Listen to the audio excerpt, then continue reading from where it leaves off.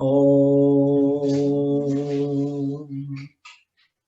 Sadashiva Samarambam Shankarashaya Madhyamam Asmadashaya Paryantam Vande Guru Paramparam Vishvaro Guratmeti Murtideda Vibhagine Vyomavda Vyapta Dehaya Dakshinamurtaye Namaha Sarva Vedanta Siddhanta Gocharam Tamagocharam Govindam Paramanandam Satguru Pranatoshmaham Om Shanti, Shanti, Shanti Om. Namaste. Welcome everyone. Bem-vindo todos do Vedanta Brasil para o nosso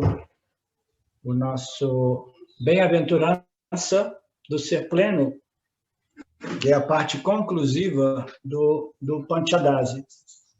Se vocês lembram, eu tinha anunciado que eu ia dar uma busca, né, na internet para encontrar as exposições de Swami Paramarthananda sobre os últimos 5 capítulos do Panchadasi. E eu procurei nos meus arquivos. Eu tenho um externo hard drive cheio de material e eu não encontrei. Aí eu procurei ajuda com as pessoas que iam muito na Índia, pessoas que seguem o Paramarthananda.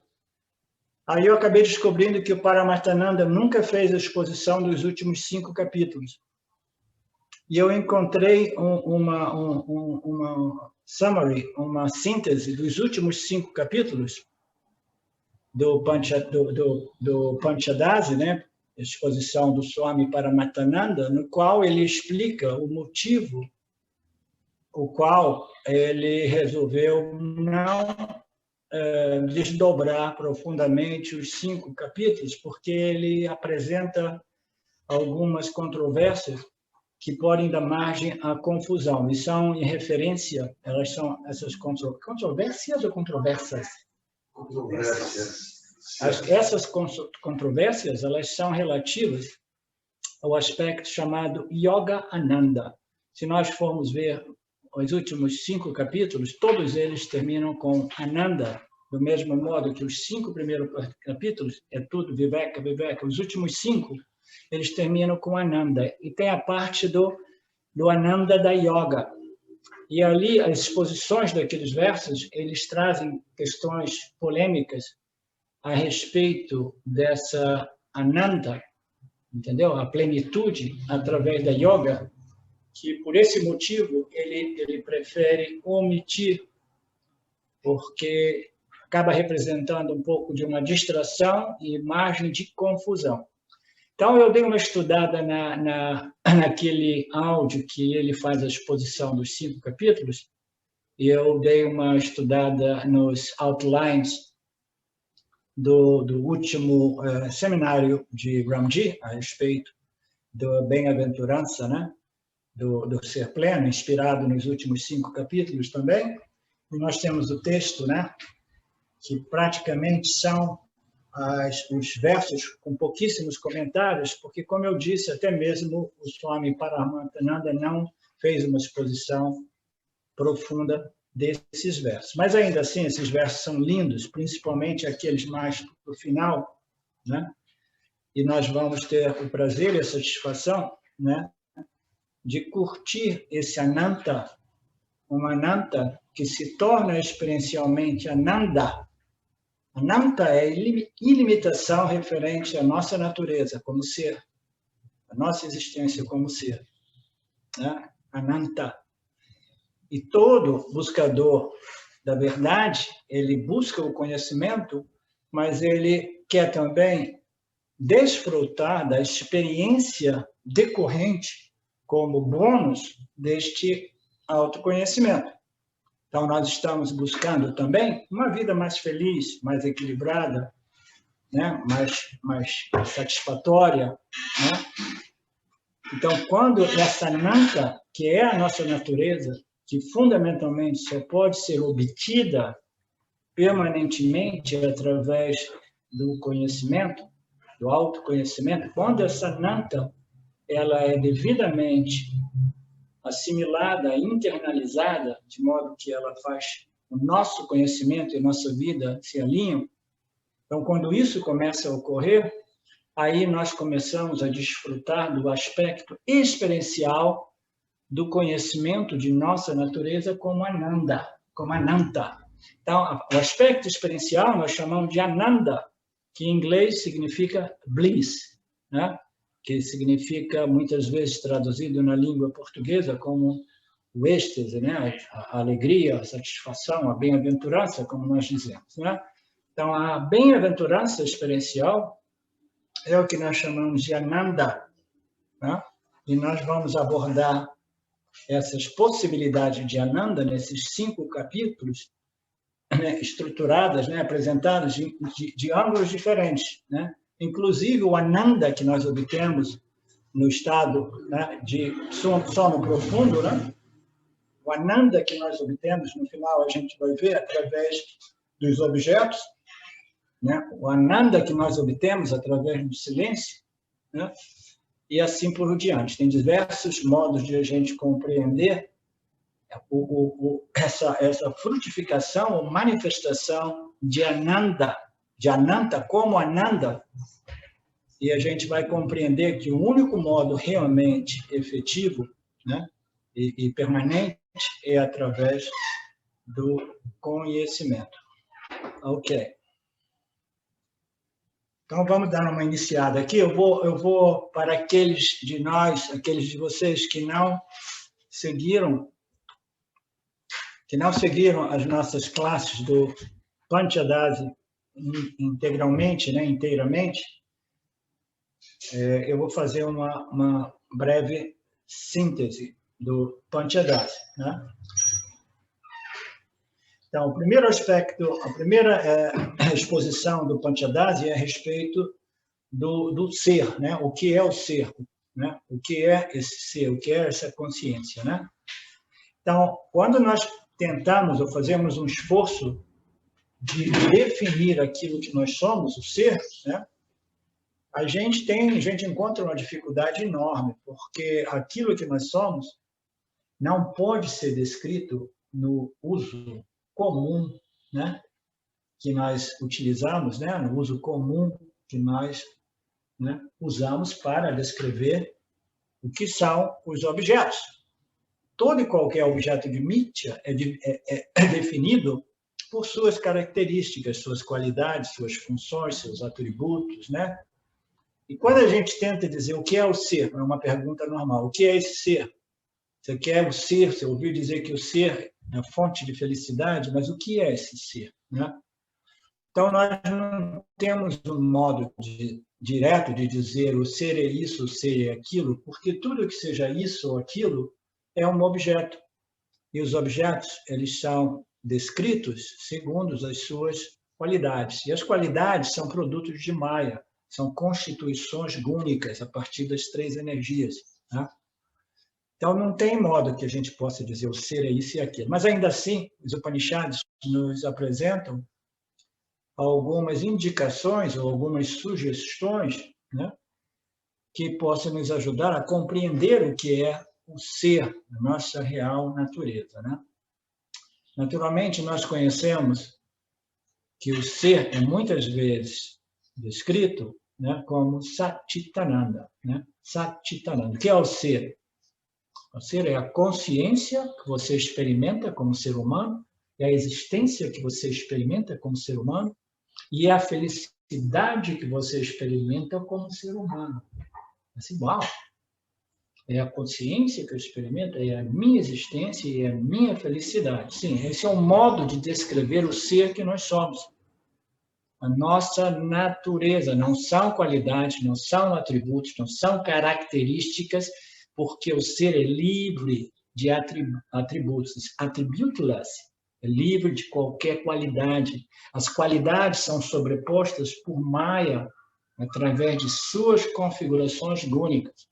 Então, o ser é antes ou além de Maya, é antes de Maya, né, acordar, despertar as suas energias e começar sobrepor o ser com todas essas configurações gônicas. Ok?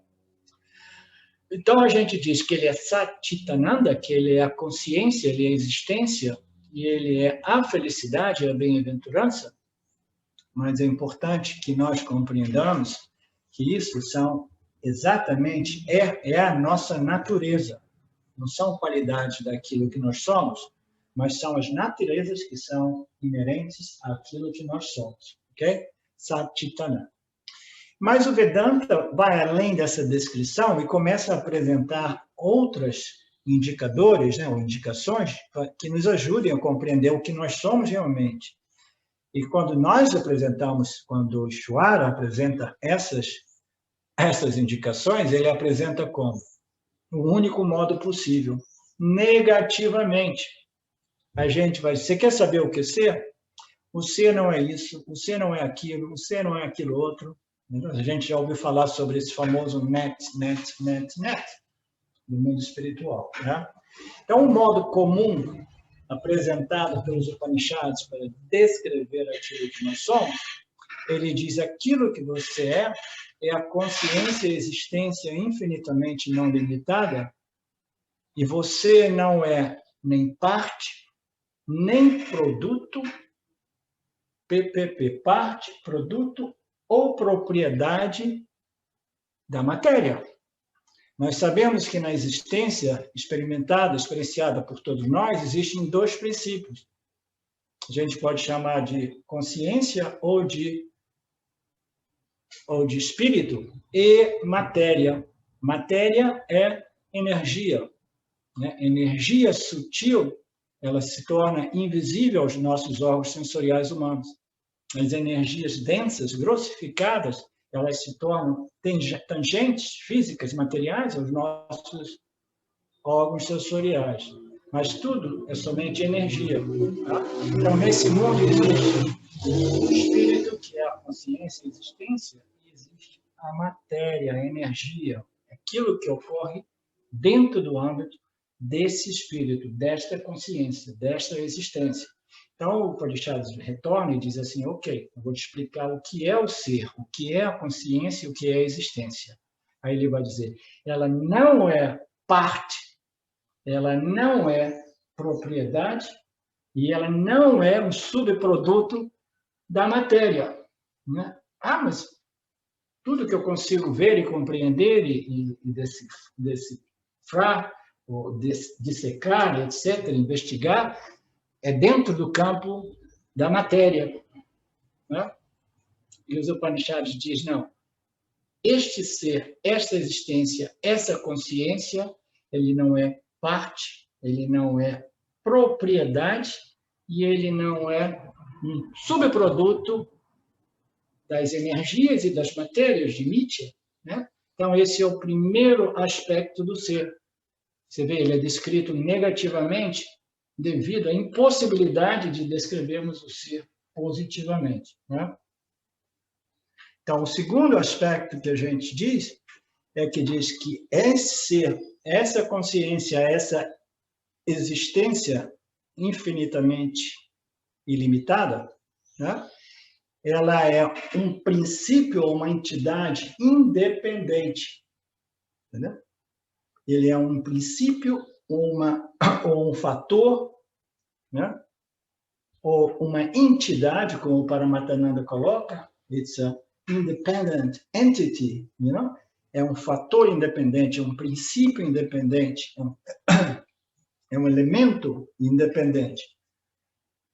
E ele é independente, e ele é independente de tudo aquilo que nós vemos no mundo da matéria, ok? Mas ainda assim, ele é livre e independente, mas ele pervade, permeia toda a matéria e toda a energia do cosmos. Ele é livre e independente, é independente princípio, né? É um fator independente, é uma entidade independente, ok? Que não é um produto, não é uma propriedade da matéria, mas ainda assim ele é tão intimamente envolvido com essa manifestação.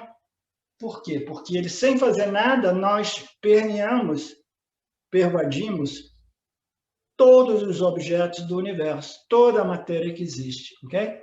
Então, a segunda definição é que esse ser, essa consciência, é uma entidade independente que pervade e que penetra e que sustenta e que vivifica toda a matéria, inclusive o nosso corpo físico. Quando a gente vê do ponto de vista do micro, o ser é aquilo que vivifica também esse corpo.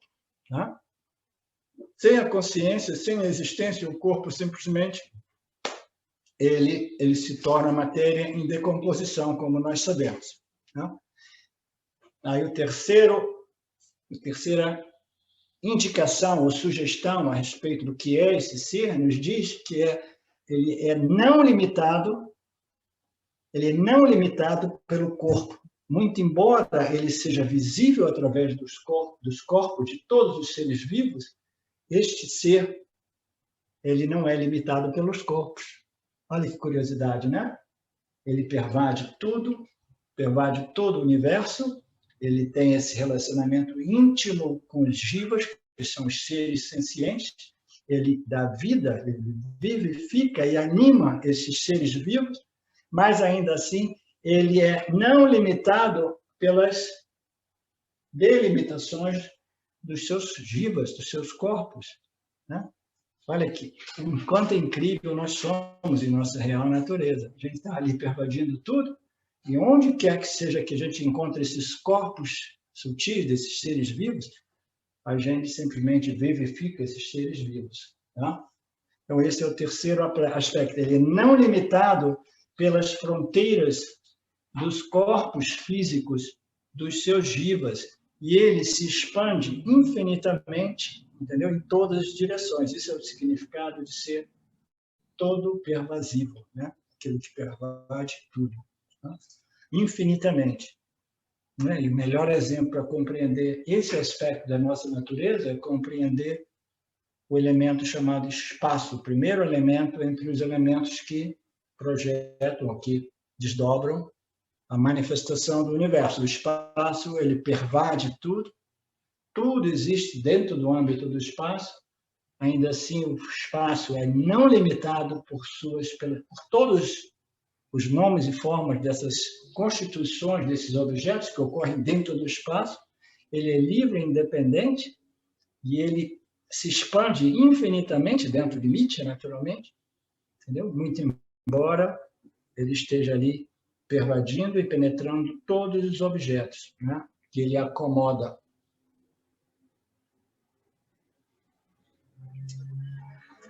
Um outro modo, um outro aspecto, né? Dentro dessa definição, ou sugestão, ou descrição da consciência, um outro aspecto é dizer assim, essa consciência que vivifica o corpo, ela não desaparece quando o corpo entra em decomposição. Quando os corpos dos jivas começam a decompor, essa consciência ela permanece intacta, pervadindo aquele corpo em decomposição. Olha que curioso, né? Mas como assim? Se o corpo está em decomposição, significa que a consciência diz, ó, a consciência, a existência, assim, ó, eu vou cair fora, né? Por quê? Porque quem é que quer ficar aqui, né? Com esse relacionamento íntimo, com esse corpo velho, né? Como dizem na roça, né? Eu vou sair daqui. Eu digo, não. Quando o corpo entra em seu processo final, quando ele inicia a decomposição, essa consciência não vai para lugar nenhum, ela permanece ali, permeando e pervadindo aquele corpo em decomposição. Tá? E ela existe sempre. Quando o corpo morre, ela não morre, significando dizer que quando o corpo morre, a gente não morre. E nós não morremos vistos de dois ângulos, porque aquilo que realmente vivifica o corpo físico não é a consciência. A consciência, a existência, para vivificar os corpos dos seus jivas, ela requer um medium, ela requer um agent, ela requer alguma coisa que permita a ela penetrar a densidade do corpo físico e vivificá-lo, e animá-lo, e sustentá-lo. Né? Então, o que realmente deixa o corpo físico? Não é a consciência, é o corpo sutil. O corpo sutil, ele se desassocia do corpo físico e a consciência permanece pervadindo o corpo em decomposição, o corpo sutil que se desprendeu, entendeu? Os gunas, né? Os pranas. Um dos pranas é um prana muito interessante. É um prana de reversão. Todas as outras funções fisiológicas da nossa coxa dos pranas, elas servem ao propósito de manter o corpo sutil associado no corpo físico. Existe um daqueles poderes de Maya, das pranas, a última das descrições, eu esqueci o termo sânscrito, que faz uma reversão. É a única prana que faz o contrário. Em vez de sustentar ou amarrar o corpo sutil no corpo, ela desprende o corpo sutil do corpo físico. Ok? Então, o que vivifica é o corpo sutil, a consciência continua pervadindo, porque a natureza da consciência é essa, ela sobrevive à morte do corpo e ela continua, né? Ela continua sempre pervadindo esse corpo até que o corpo seja devolvido aos 5 elementos em suas formas primárias. Né? E um outro aspecto que Paramartananda gosta de dizer é que essa consciência, muito embora ela seja pervasiva, penetrante, permeante em tudo, entendeu? Ela só é verificável através dos seus jivas. Ela só é verificável quando o corpo sutil está associado ao corpo físico e, assim fazendo, o corpo sutil, através da graça da consciência, ele vai vivificar. Aí a gente vê que a pessoa é um ser vivo, né? Em vez de um ser morto, né? É um corpo vivo. Né? Então, do mesmo modo que a eletricidade, a gente não consegue perceber se tem luz ou se não tem luz. Eu estou morando lá na roça, no interior do Brasil. Lá, muito frequentemente, não tem luz. As pessoas perguntam, mas está com luz ou está sem luz? Voltou a luz ou não voltou a luz? E a gente não tem um meio de saber, a menos que a gente, né, acenda a luz. Né? Então, a consciência está ali, mas a gente só sabe que ela está presente quando a gente vê o Renato balançando a cabeça. Assim, a consciência está ali. Né? Ok, um outro aspecto, depois de a gente ter compreendido o que é a consciência, sem realmente dizer a consciência é isso ou a consciência é aquilo, mas são indicações, né, da consciência, como é que a gente pode provar, então, a existência da consciência? Como é que a gente prova a existência da consciência? Tudo bem, isso aí é filosofia, é tudo maravilhoso, isso e aquilo, mas você não consegue me dizer que a consciência é isso e aquilo de modo objetivo, de modo científico, entendeu? E como é que eu vou provar a consciência se você diz que não é isso, aquilo, não é nem aquilo outro, etc., etc., que não pode ser objetivado pela mente, não pode ser conhecido através dos órgãos sensoriais? Como é que a gente vai realmente compreender e saber e conhecer a consciência? Né? Como eu posso provar a existência da consciência?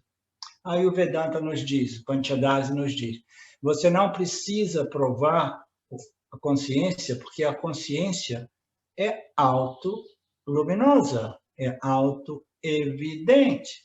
Né? A gente quer provar coisas quando elas não são claramente evidentes diante de nós. Né? Justo? Quando a gente chega em casa, por exemplo, de manhã cedo, a gente acorda, aí o sol já nasceu, etc. A gente vai ter alguma dúvida para saber se tem luz no quarto ou se não tem luz no quarto? A janela está aberta, a cortina está aberta, tem luz no quarto? Não tem luz no quarto? Ninguém vai se fazer essa pergunta, porque a luz é auto-evidente. Né? Ela simplesmente, ela em sua glória, ela em sua majestia, ela se apresenta iluminando né, os nossos meio ambientes. Né? Então, como a gente prova a existência da consciência, a gente não precisa provar porque ela é auto-evidente. Ontem, quando nós viemos de carro, eu estava tendo uma conversa muito legal, bacana, no meio da madrugada com o Renato, e, entre outras coisas, nós falamos sobre isso. Que, no mundo espiritual, as pessoas querem conhecer a consciência, e depois de conhecer a consciência, estudando, contemplando, meditando sobre os ensinamentos do Vedanta, que dizem que somente através da compreensão, do conhecimento, o ser pode ser reconhecido e realizado, aí muitas pessoas tendem a dizer, tudo bem, isso é muito bacana, isso eu compreendi, isso é uma ótima teoria, mas agora eu tenho que ver a prática, eu quero a experiência. Eu tive a teoria, eu compreendi, eu tenho o conhecimento do que é o ser, eu estudei os Upanishads de todos os possíveis ângulos, mas agora eu tenho que ter uma experiência. Aí é que as pessoas ficam totalmente confusas. A maioria das pessoas do mundo espiritual, até mesmo as pessoas que estão expostas ao Vedanta já há anos, no final das contas, ela diz, tudo bem, isso é lindo, maravilhoso, mas agora eu quero a experiência do ser. Eu quero a experiência da consciência.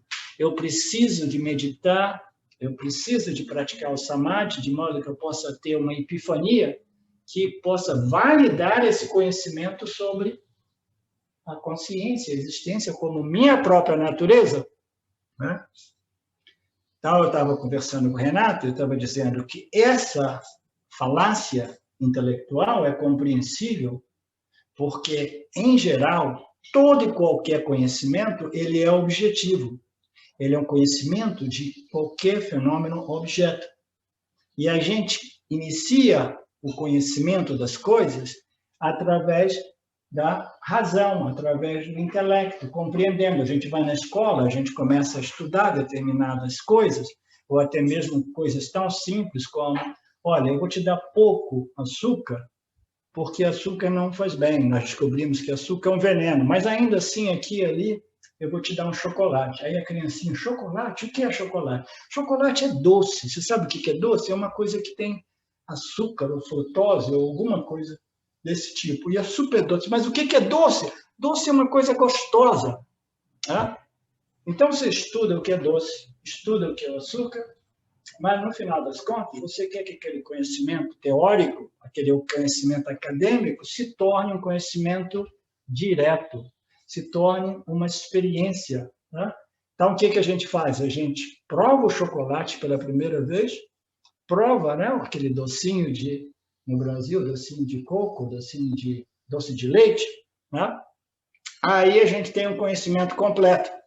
Nós ouvimos falar, nós compreendemos os prós e os contras, e agora a gente experimentou, a gente teve essa experiência.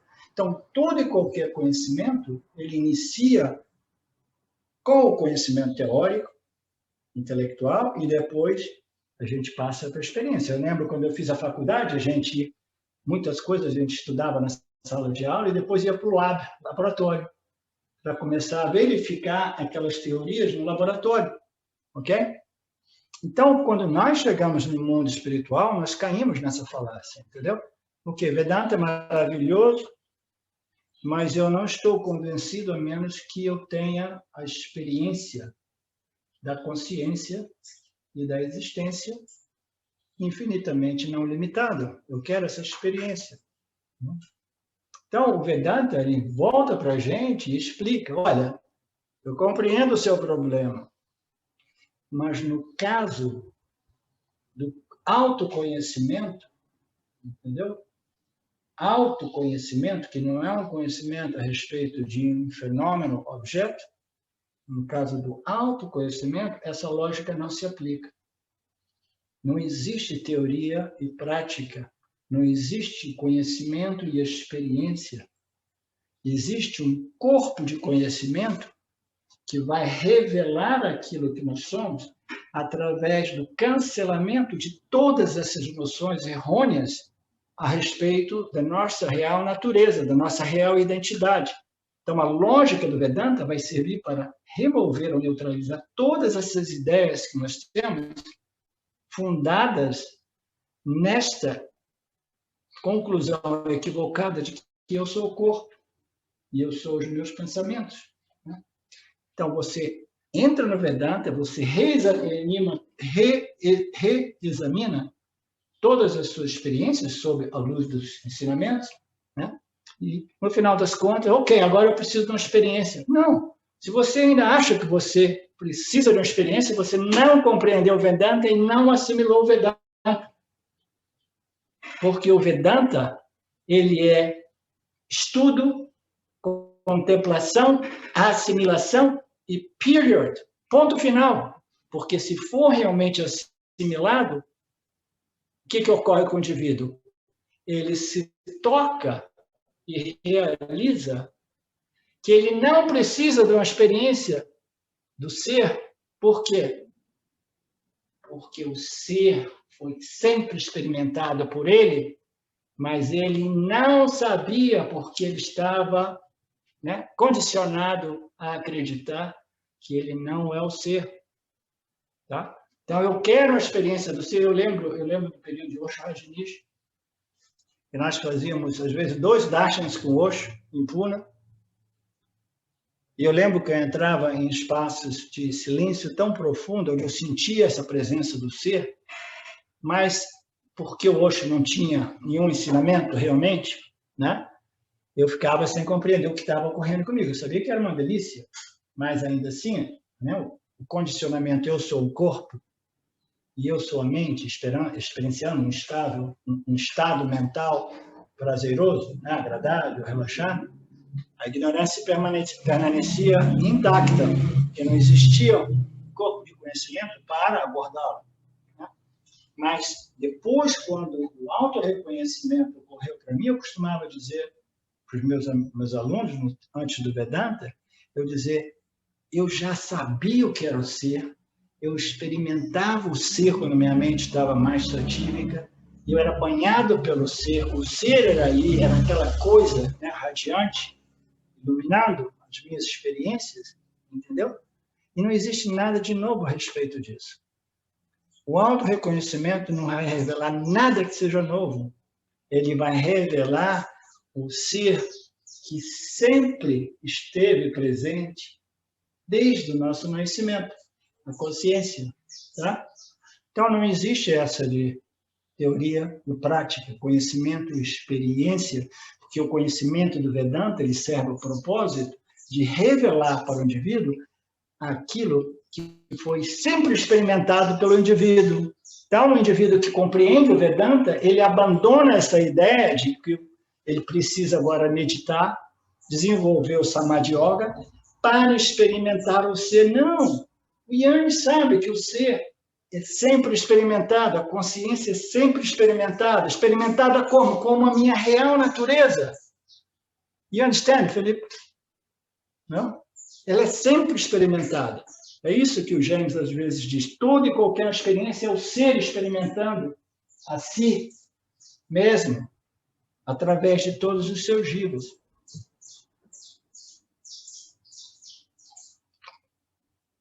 Portanto, não tem modo de a gente provar a existência da consciência. E como, então, a gente pode saber que eu sou a consciência? Agora eu compreendi que a consciência existe, ela foi bem definida pelos Vedanta, pelos Upanishads. Eu sei que ela não é um subproduto do mundo, ou do corpo, ou do cérebro, ok? Ela não é contida em nenhuma experiência ou estado mental, ela é a luz que ilumina todos os estados, mas ainda assim agora eu tenho um problema, que é o problema a maioria de nós tem. Mas como eu vou ter certeza de que eu sou essa consciência? Como é que eu vou estar convencido de que eu sou essa consciência, né? Então, a gente tem que entrar nesses 5 capítulos finais do aspecto do Ananta, né? Do Panchadasi, que vai provar, vai mostrar para a gente que nós experimentamos a consciência através do seu reflexo, o Pratibimba. O Pratibimba, o reflexo da consciência, entendeu? O Pratibimba Vada, o reflexo da consciência na mente, que reflete independentemente do estado mental nosso. Mas ele é mais facilmente compreendível, entendeu? Se a mente estiver mais contemplativa e se começar a acompanhar e seguir a lógica como apresentada pelo Vedanta. O que é a existência? Nós falamos sobre a consciência. O que é a consciência? O que é a existência? A existência, ela é mais facilmente descrita e compreendida através do mundo físico-material que existe diante dos nossos olhos, diante dos nossos órgãos sensoriais. A gente sabe que o mundo físico-material, a matéria, ele existe. Como é que você sabe que existe? A mente é mais difícil. Você tem certeza que a mente existe? A gente não consegue ver, né? A gente não consegue tocar a mente, etc. A gente não consegue ler a mente dos nossos, né, amigos, etc. A gente nunca sabe o que está passando na mente dos outros, né? Mas o mundo físico-material, ele é tangível, a gente percebe. Então, a gente não tem nenhuma dúvida a respeito da existência, entendeu? Que é um fenômeno produzido por Maya, Vishwara, que projeta esse universo físico-material, e a gente sabe que existe. Por quê? Porque nós o experienciamos. A gente não pode experienciar alguma coisa que não exista, né? Então, outro aspecto dos ensinamentos do Panchadasi, que são os mais referentes aos capítulos 5 e 6 ao 10, eles são referentes ao aspecto existência, Sat-Chit. Existência, Sat, Chit, consciência. Hoje nós começamos falando sobre a consciência, agora passamos para a existência, né? E qual é o relacionamento entre a consciência e a existência? Qual é o relacionamento entre Sat e Chit? Né? Essa é uma boa questão. Qual é o relacionamento entre Sat e Chit? Eu sei que eu sou Sat, a existência de tudo, e eu sou a consciência, porque tudo é feito a partir da consciência. E eu experiencio a consciência como Pratibimba Vada, o reflexo da consciência no meu intelecto, no meu corpo sutil. Eu experimento, todo ser humano experimenta. Mas como eu vou compreender o relacionamento entre Sat e Chit? Tudo que é consciência, tudo é consciência, e a consciência existe, e ela é percebível principalmente através do universo físico-material manifesto, né? Como é que a gente pode compreender esse relacionamento entre consciência e matéria, né? Por quê? Porque o ser... Ok, como a gente compreende esse relacionamento entre a consciência e a matéria? A gente sabe que tudo existe a partir da consciência. A consciência, através da manifestação de Maheshwara, desenvolve as três energias, os 5 elementos, e a grossificação e a configuração a partir dessas energias dos elementos vão criando todos os objetos, né? Então, a gente sabe que tudo inicia de uma causa sem causa chamada consciência. E ela aparece existente através da grossificação dos elementos, dessas energias, né? Através de Maya, né?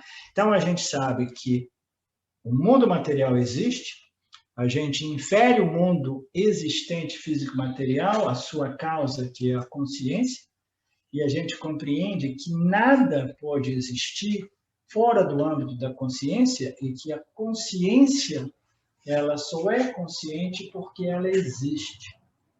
A consciência e a existência são dois lados da mesma moeda. Se nós formos analisar do ponto de vista da nossa experiência humana, a gente sabe que eu sou consciente. Você sabe que você é consciente, Felipe? Sim. Sabe? Tem certeza? Tem. Tem? E você sabe que você existe?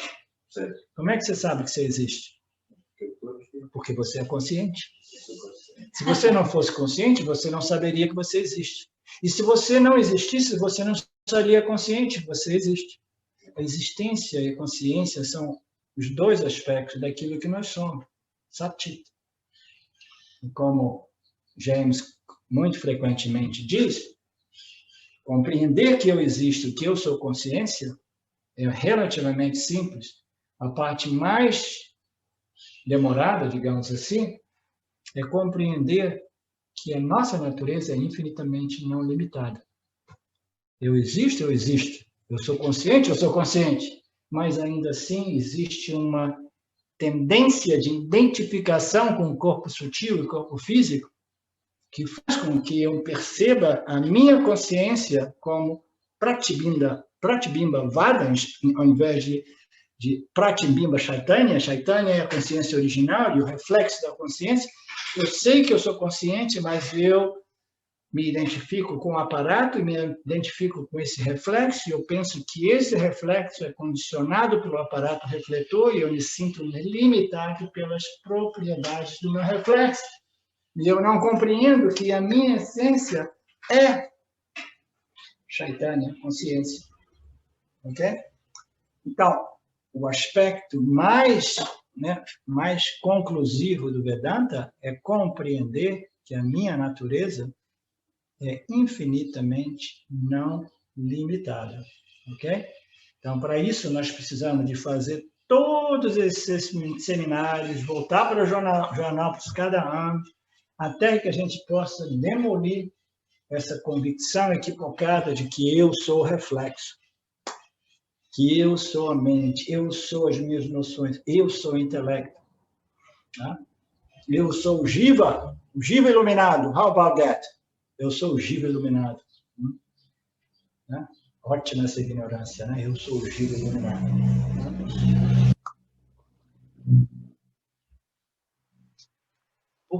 Como, então, o ser pode ser...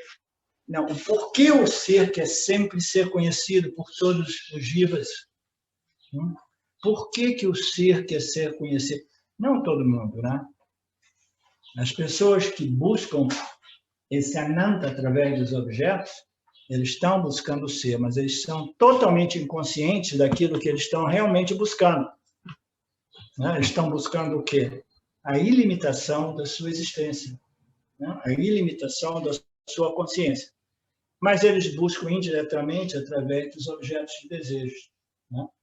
Mas por que o ser está sempre, esse princípio, essa restauração do meu senso de ilimitação é um esforço continuado na vida de todo indivíduo? Por quê? Né? Porque os jivas adoram a bem-aventurança. E por que o jiva humano adora a bem-aventurança? Por quê? Porque é a nossa natureza. A gente ama a nossa natureza. A natureza é aquilo que é, sem a qual eu não sou o que eu sou. A nossa natureza, como Ananta, é o aspecto mais intrínseco da nossa existência. E devido a essa sobreposição de Maya, aquilo ali faz com que a gente, né, se sinta limitado, inadequado, insuficiente, identificado com os limites do corpo físico e do corpo sutil, né? As limitações. Né? Mas não existe um jiva humano que esteja sempre, até mesmo depois de 30, 40, 60 anos de rala, buscando a bem-aventurança, ninguém perde a esperança. Me lembro do meu pai, com 80 e tantos anos, ele ainda estava buscando o amor da vida dele. Entendeu? Ele casou pela terceira vez e ficou viúvo pela terceira vez. Agora acho que ele desistiu. Mas todo ser humano está em busca do ananda, desse sentimento de plenitude, ok? Esse sentimento de bem-aventurança. E é por isso que nós, quando nos tornamos buscadores de ananda conscientes, a gente não corre mais atrás de um marido novo, ou de uma situação de vida nova, né? Ou disso e daquilo. A gente corre atrás de quê? A gente corre atrás do conhecimento que revela o ser em minha natureza infinitamente não limitada. Isso nos dá uma dimensão do quanto seja raro e de quanto mérito exista em cada um de nós por termos chegado ao Vedanta. Nós queremos saber o ser porque eu quero resolver esse problema esse sentimento de inadequação, insuficiência e, né, limitação que é inerente a essa ignorância imposta por Maya. Né?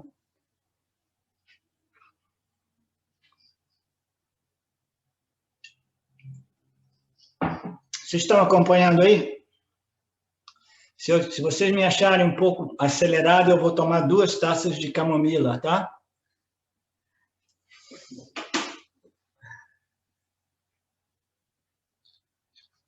Ok. O que é a bem-aventurança? O que é Ananda? Né? Esse é uma outra análise. Depois de nós termos visto essas análises, o que é a existência, o que é a consciência, né? O que é o ser. O último aspecto dessa passagem do Upanishads é o que é Ananda, que é o tema dos nossos 5 últimos capítulos. Né? O que é esse Ananda? Né? Ananda é aquilo que nos motiva na vida. Entendeu? Essa alegria, essa felicidade, essa satisfação. Ninguém faz nada para ser infeliz, a menos que nós sejamos já um pouco, né, disfuncionais psicologicamente. Caso contrário, a gente só faz o que a gente faz porque a gente quer extrair um pouco de ananda, né? Satisfação, alegria, né? Paz, segurança. Qualquer coisa que possa me fazer sentir satisfeito, né? Feliz. Então, a busca por Ananda é a busca primária do indivíduo humano. E essa busca por Ananda, ela se manifesta como? Nos seus primeiros estágios. Como desejo pelos objetos projetados por Maya, por Ishvara, né? Ok, a minha vida é busca pela felicidade. E como é que eu busco a felicidade? Correndo para ver, correndo para evitar e correndo para reter, né? Lutando, controlando, manipulando o campo dos objetos, o campo das interações, né? Então, essa é a experiência de todos os jivas, a busca pelo Ananda, a busca pelo Bliss, né? E essas buscas, né, elas vão produzindo que desejos que vão se convertendo em vasanas. Vasanas são desejos que a gente repete. Quando a gente repete determinadas ações que inevitavelmente são sempre motivadas pelo desejo pela bem-aventurança, pelo Ananda. Eu tenho desejo por Ananda, eu projeto Ananda nos objetos, eu começo a fazer determinadas ações para obter o Ananda, essas ações se convertem em tendências, em predisposições, propensidades, e mais eu repito, mais elas se tornam arraigadas, e a ignorância ela vai se tornando arraigada, até que a gente um dia comece a compreender esse sistema, e a gente comece a desenvolver vasanas espirituais, entendeu? Que vão desenvolvendo o nosso desapego dos objetos e o nosso apego às escrituras que revelam a real localização do Ananda. O Ananda não é contido nos objetos. E isso é muito curioso, porque nesses 5 capítulos dos Upanishads que nós desdobraremos, o último capítulo, o capítulo 15, é sobre o Ananda dos objetos. Mas é muito curioso, porque você pensa assim, o último capítulo, eles são quase sempre o mais importante, revelam o Ananda dos objetos. Aí o capítulo vai lá revelar que não existe Ananda nos objetos. Então, todo mundo que já estava babando assim, eu sabia que era nos objetos. Pegadinha, né?